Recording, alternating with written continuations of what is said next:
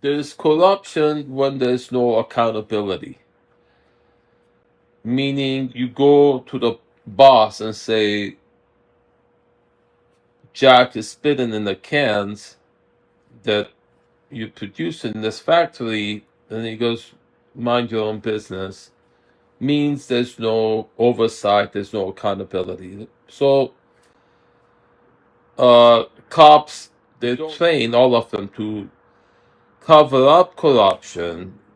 In police academy, there's all these methods, all the statements I hear them say every time I call them out on them helping drug dealers take over houses using squatting operations. Every time I mention it to them, they use these methods that sound professional, that don't sound as bad. They say, well, Zeke, when you were talking, I was listening.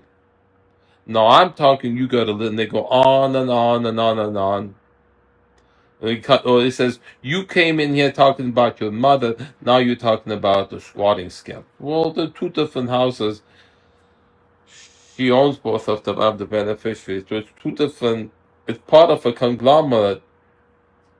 You got to see the whole story to understand it, because there's different parts, components to it.